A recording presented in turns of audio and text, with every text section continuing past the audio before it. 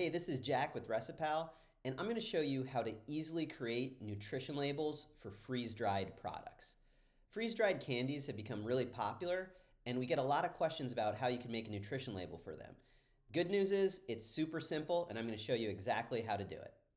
If you're freeze-drying pre-existing products, they probably already have nutritional information associated with them.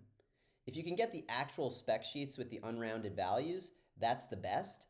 But if not, you can even take the nutrition information right off the label itself. In many cases, you may find the product already exists in our database. But if it's not there, you can create a custom ingredient for it. You can do this by either copying in the nutrition facts yourself or by uploading a spec sheet or an image of the nutrition fact panel and using that to fill all of the fields. In this case, I'm going to show you how to create a nutrition label for freeze-dried Skittles. The first step is to search for Skittles in the database, add it to your recipe, and set the amount that you're using, basically the amount that you're going to freeze dry. After the freeze drying process, there's going to be some moisture loss, so the end product is going to be lighter than the ingredients that you put in.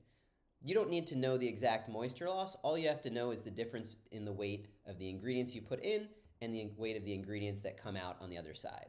So in this case, the Skittles lose about 4% of their moisture in the freeze drying process. So you'll notice that the nutrients stayed the same. They're just more concentrated now in the freeze dried form because of the moisture loss. And that's basically all it takes to create a nutrition label for freeze dried products. You put in the ingredients that you're starting with and the weight after the freeze drying, and it automatically accounts for moisture loss.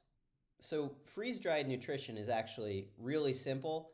And with Recipal, you can easily create compliant labels. Get started for free at recipal.com.